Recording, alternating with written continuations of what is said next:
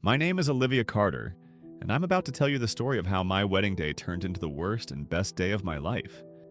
How I almost married a monster, and how the woman I thought hated me actually saved me from destroying my entire future. But let me start from the beginning. I'm 27 years old. I work as a marketing manager at a tech company in San Diego. I have a decent life, good job, nice apartment, close friends. My childhood wasn't perfect, but whose is? My mom died when I was 8 years old. Cancer. It was brutal and fast, and it left my dad completely shattered.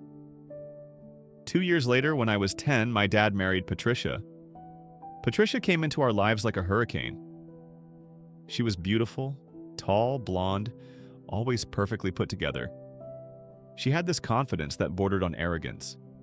And she had a daughter from her previous marriage. Kristen. Kristen was 12 when they got married, 2 years older than me. From day one, Patricia made it clear that I was not her priority. She wasn't cruel exactly. She didn't hit me or lock me in closets or any of that evil stepmother stuff you see in movies. But she was cold, distant. She'd remember every detail about Kristen's life, her soccer games, her school projects, her friend drama, but she'd forget my birthday or miss my school plays. My dad tried to make up for it. He'd take me out for special daddy-daughter days. He'd tell me Patricia just needed time to adjust, that she'd warm up to me eventually. She never did. Kristen and I had a weird relationship growing up. We weren't enemies, but we weren't sisters either. More like two strangers living in the same house, competing for scraps of attention from parents who were too busy with their own lives to notice either of us properly. When I turned 18, I moved out for college and barely looked back. I'd come home for holidays, but it was always awkward. Patricia would make these little comments about my clothes or my major or my life choices. Nothing overtly mean, just these tiny cuts that added up over time. My dad died 5 years ago. Heart attack. He was only 56. It was sudden and devastating, and it left me with this weird grief that I'm still processing. Because as much as I loved him, part of me was angry that he'd chosen Patricia over me in so many small ways throughout my childhood. After Dad died, I barely saw Patricia or Kristen. We'd text occasionally, mainly around holidays or birthdays. But we weren't close. We were just people who used to live together, connected by a man who was no longer alive. And then I met Matt. I met Matt 2 years ago at a friend's birthday party. He was charming, successful, gorgeous. He worked in finance, drove a nice car, wore expensive suits. He had this smile that made you feel like you were the only person in the world. We started dating immediately. He'd take me to fancy restaurants, send me flowers at work, plan these elaborate weekend getaways. He made me feel special in a way I'd never felt before. 6 months into our relationship, he proposed. We were at a restaurant overlooking the ocean. He'd rented out the entire balcony just for us. He got down on one knee with a ring that must have cost 3 months of his salary and asked me to marry him. I said yes without hesitation. We planned the wedding for a year and a half. I wanted everything to be perfect. The venue, the flowers, the dress, the food. Matt was involved in every decision, which I loved. Some guys don't care about wedding planning, but Matt cared about everything. He had opinions on the color scheme, the seating chart, the playlist for the reception. Looking back now, I realize why he cared so much, but at the time, I thought it meant he was invested in our future together. I invited Patricia and Kristen to the wedding, obviously. They were family, even if we weren't close. Patricia RSVP'd yes, but seemed weirdly distant about the whole thing. She didn't offer to help with planning, didn't ask to see my dress, didn't do any of the mother of the bride type things I'd secretly hoped she might do. Kristen was more engaged. She agreed to be a bridesmaid, though I could tell she was only doing it out of obligation. We'd have lunch occasionally to discuss wedding stuff, and she'd ask me questions about Matt that felt pointed. "Are you sure about this?" she'd say. "Do you really know him that well?" I brushed it off as her being protective or jealous or something. I didn't think much of it. 3 weeks before the wedding, Patricia called me. This was unusual. We never talked on the phone. We texted maybe once a month, if that. "Olivia, we need to talk," she said. Her voice sounded strained. "Okay, what's up?" "Not over the phone. Can you come to the beach house this weekend?" Patricia owned this beautiful beach house in Laguna Beach. My dad had bought it years ago as an investment property, and after he died, it went to Patricia. It was worth millions. Oceanfront property in Southern California doesn't come cheap. "This weekend?" "Patricia, I'm swamped with wedding prep. Can it wait?" "No," she said firmly. "It can't wait. It's about Matt." My stomach dropped. "What about Matt?" "Not over the phone. Come to the beach house on Saturday, 2 p.m. Don't bring him." She hung up before I could ask any more questions. I was anxious all week. What could Patricia possibly need to tell me about Matt? They'd only met twice, once at dinner when I first introduced them, and once at the engagement party. Both times had been fine, polite, nothing memorable. Saturday came.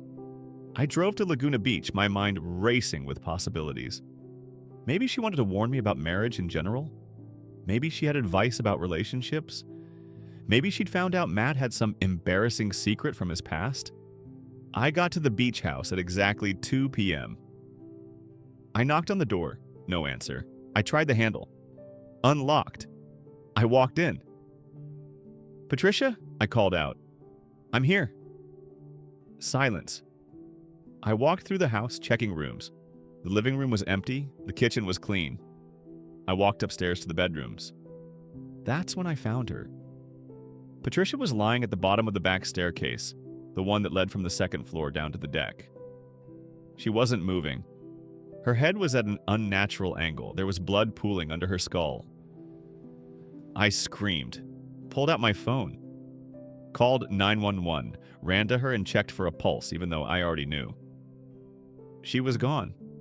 The paramedics came, then the police. They asked me questions. When had I arrived? Had I touched anything? Had I seen anyone else? They ruled it an accident almost immediately. Patricia had fallen down the stairs. Tragic, but these things happen. The stairs were steep. She'd been wearing heels. Maybe she'd lost her balance. I was in shock. I called Kristen. She arrived within an hour, her face pale and tear-stained. We sat together in the beach house that now felt like a crime scene, waiting for them to take Patricia's body away. She wanted to tell me something, I said to Kristen. About Matt. She said it was urgent. Kristen's face went even paler. What about Matt? I don't know. She died before she could tell me. Kristen looked away. Maybe it wasn't important. But the way she said it made me think she knew exactly what Patricia had wanted to tell me. The funeral was 3 days later.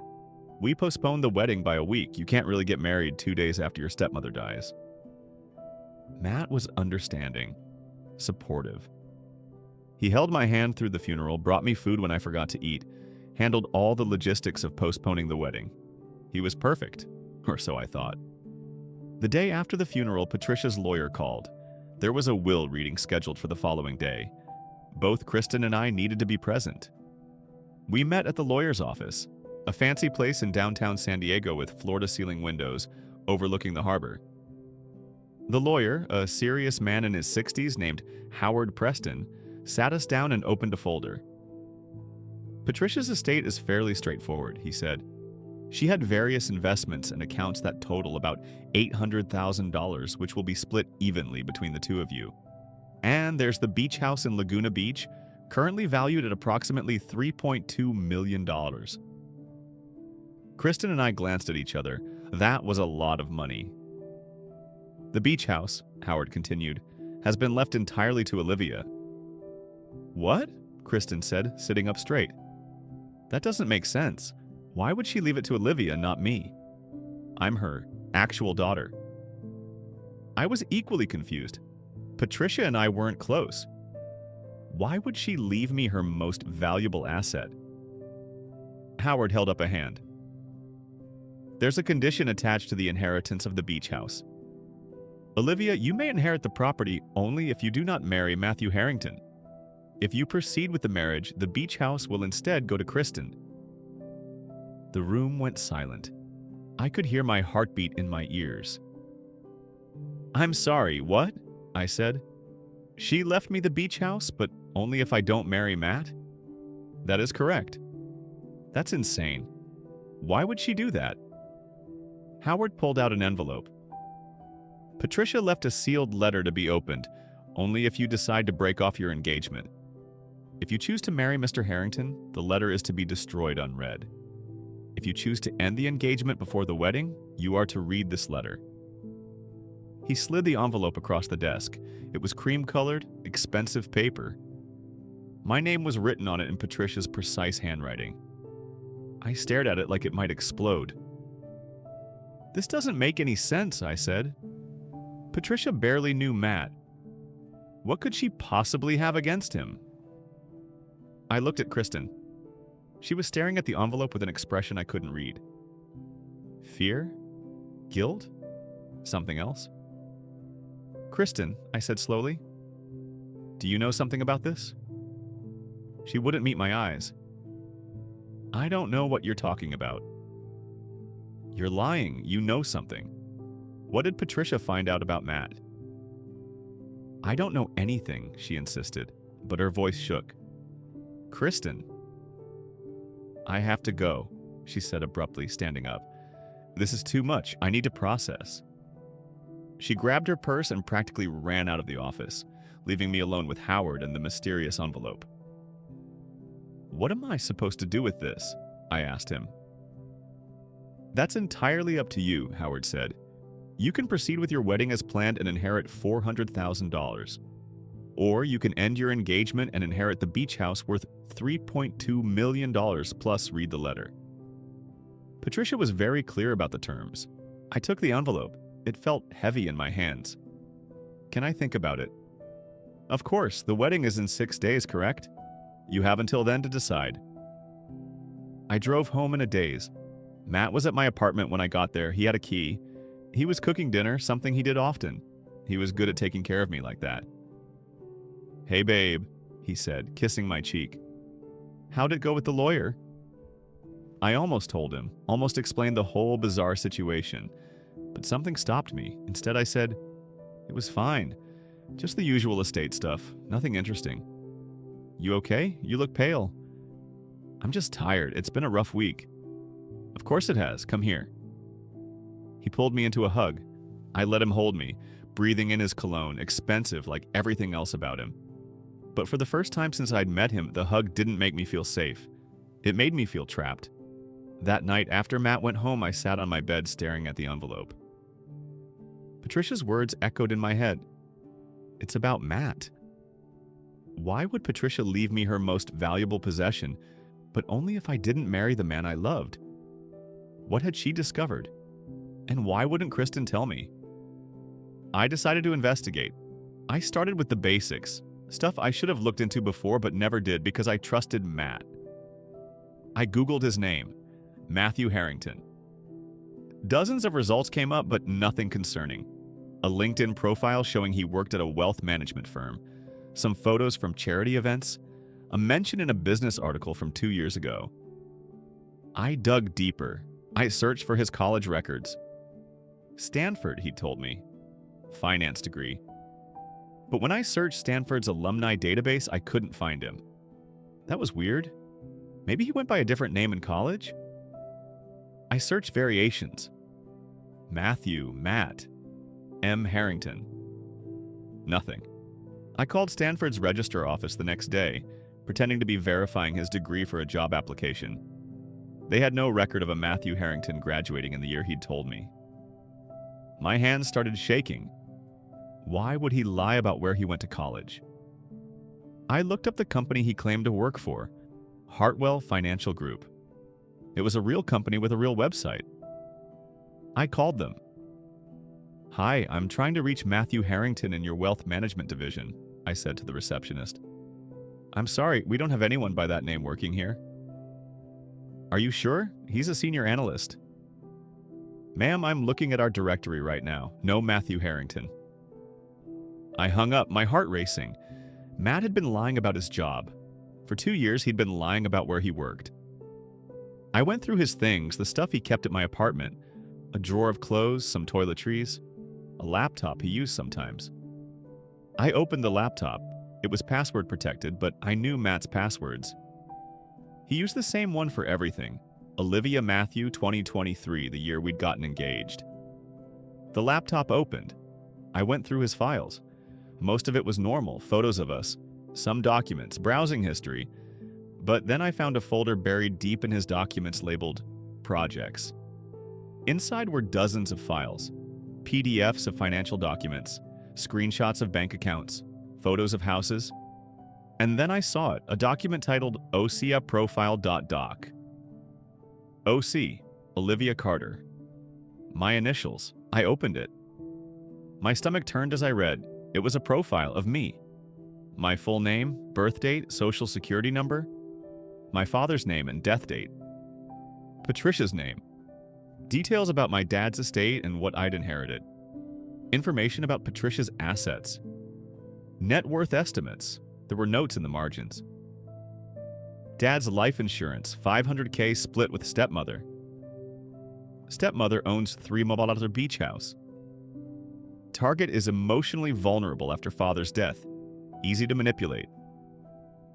Target. He'd called me a target. I kept reading, my vision blurring with tears. There were more files, other profiles, other women. Sarah Bennett, Jennifer Wu, Rachel Morrison. All with the same format. Personal information, family wealth, notes on vulnerabilities. And then I found a document that made my blood run cold. Timeline OC Project. It outlined everything, how he'd researched me, how he'd arranged to accidentally meet me at that birthday party, how he'd planned every date, every romantic gesture, every step of our relationship, all designed to make me fall in love with him so he could marry me and gain access to my inheritance. I was going to be sick. I ran to the bathroom and vomited, then sat on the cold tile floor crying. Everything had been a lie. Every moment, every kiss, every I love you. He didn't love me. I was a mark, a con, a target. My phone buzzed. A text from Matt. Can't wait to marry you in 4 days. You're my whole world. I wanted to scream. I wanted to confront him. But something told me not to. Not yet. I needed more information. I needed to know what Patricia had discovered. And I needed to know why Kristen was so scared. I called Kristen. She didn't answer. I called again and again. Finally, on the 5th try, she picked up. What do you want, Olivia? I need to know what Patricia found out about Matt. I can't. Kristen, please. He's lying about everything. His job, his education, probably his name.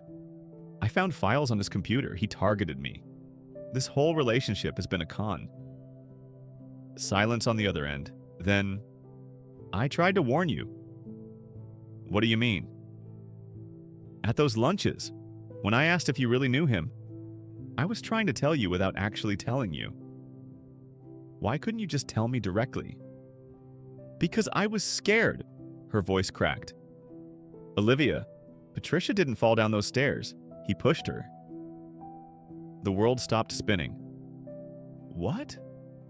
Patricia found out what he was. She hired a private investigator, found out he's done this before, found wealthy women, romanced them, married them, took their money, sometimes through divorce, sometimes through inheritance when they mysteriously died.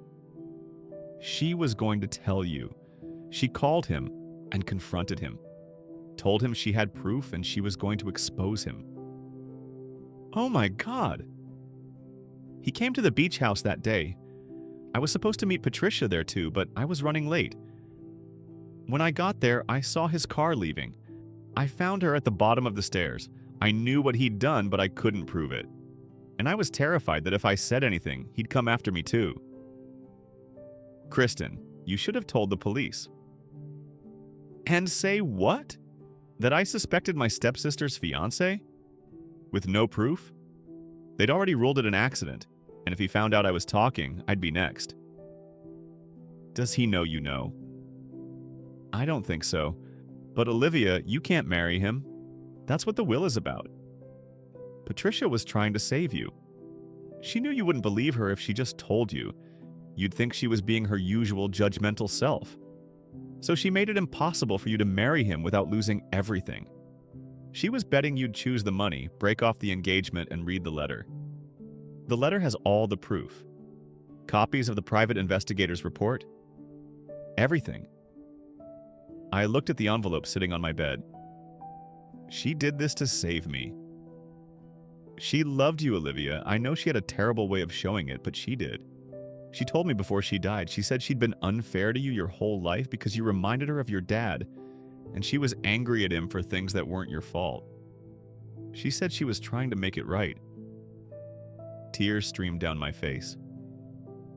I thought she hated me. She didn't.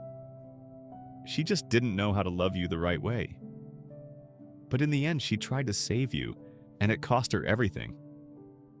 We were both crying now. What do I do? I asked. You open that letter, you read the proof, and you make sure he pays for what he did to Patricia and what he tried to do to you. I hung up and picked up the envelope. My hands shook as I opened it. Inside was a thick stack of papers, a letter from Patricia on top. Olivia, if you're reading this, you've chosen not to marry Matthew. I'm proud of you. I know I was never the mother you deserved. I know I made your childhood harder than it should have been. I have no excuse except that I was hurt and angry about things that had nothing to do with you, and I took it out on you in ways that were cruel. I'm sorry. I'm sorrier than words can express. This is my attempt to make it right, to protect you the way I should have protected you your whole life. Matthew Harrington is not who he claims to be. His real name is Marcus Hendricks. He's a con artist who targets wealthy women. I've enclosed the private investigator's report. Please read it carefully. He's dangerous. He's hurt people before. I confronted him because I thought I could scare him away from you. I was wrong.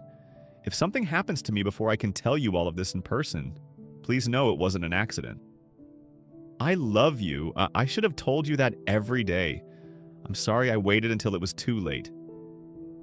Patricia, I read through the private investigator's report with shaking hands. It was all there. His real name, his criminal record, fraud, identity theft, attempted murder of a previous Mark who'd discovered his scheme, photos of him with other women, testimony from his victims. And there, in the middle of the report, was a section on Patricia's death. Witness statements from neighbors who'd seen his car at the beach house that day, security footage showing him arriving an hour before I did, a medical examiner's note questioning whether the injuries were consistent with a simple fall. He'd killed her. Patricia had tried to save me, and Matt, Marcus, had killed her for it. The wedding was in 3 days. I called the police, told them everything, gave them the report. They said they'd look into it, but they needed time to build a case. They asked me not to confront him, not to let him know I knew, but I had a different idea. I called Matt. Hey babe, can you come over? I need to talk to you about something. Of course, everything okay? Yeah, just wedding stuff. I'll see you in an hour. He arrived right on time, handsome as always in his expensive clothes. He kissed me when he walked in. I forced myself not to flinch. What's up? He asked. I met with Patricia's lawyer, I said. There was something weird in the will. His expression didn't change, but I saw his jaw tighten slightly. Oh, what was it? She left me her beach house. $3 million worth of property. Olivia, that's amazing. That's incredible. There's a condition, though. I can only inherit it if I don't marry you. Now his expression did change. Confusion, then anger, then back to concern so fast I almost missed it. What? That's insane. Why would she do that?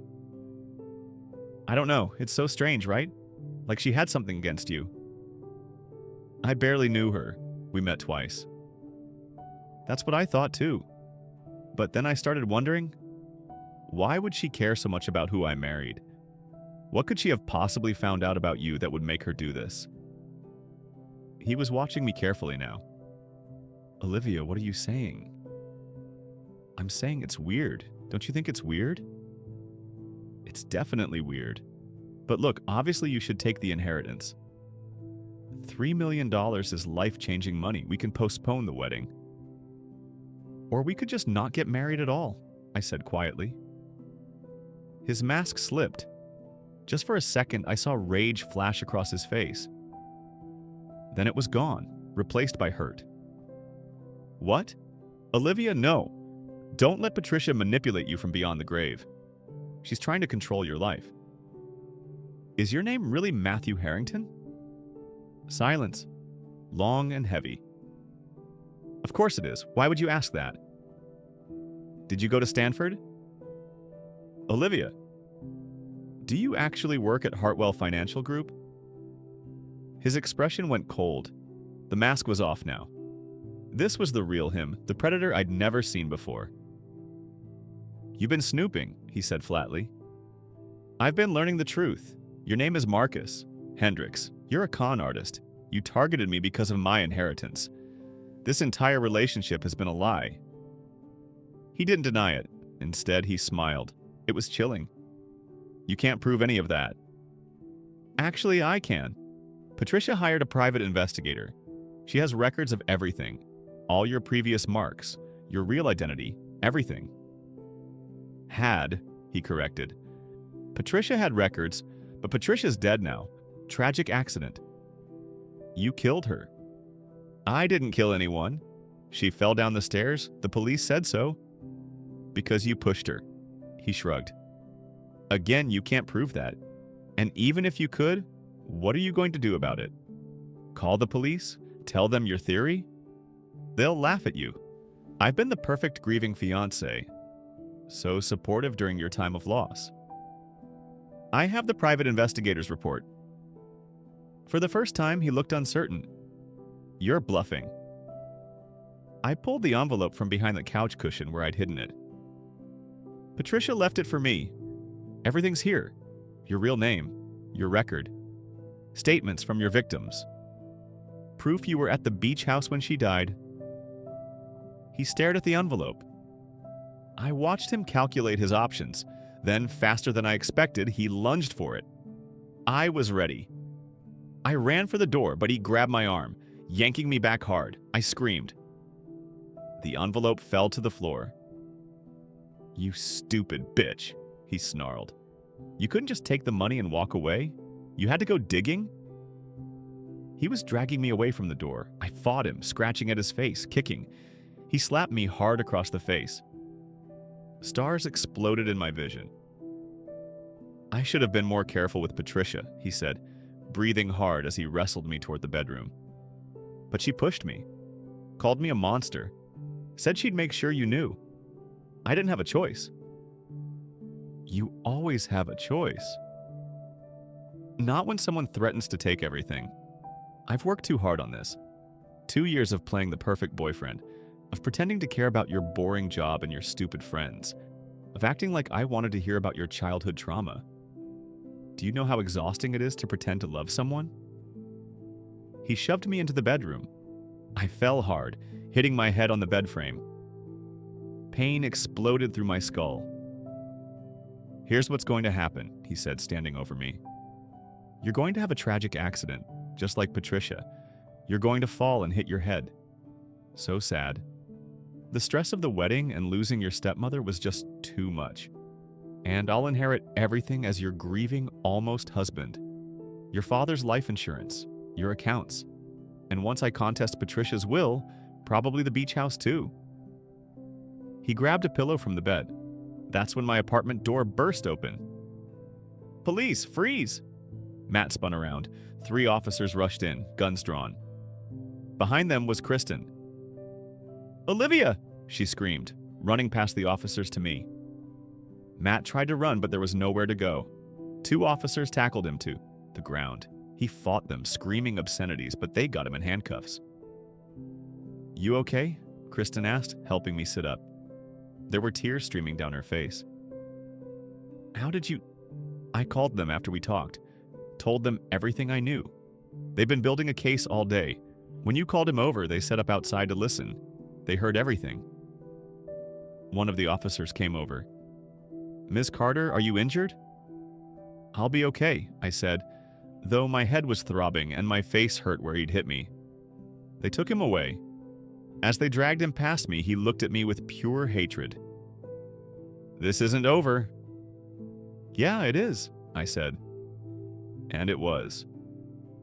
The next few days were a blur. Police interviews, medical exams, canceling the wedding, this time permanently. Fielding questions from friends and family who couldn't believe perfect Matt had been a monster all along. The evidence was overwhelming.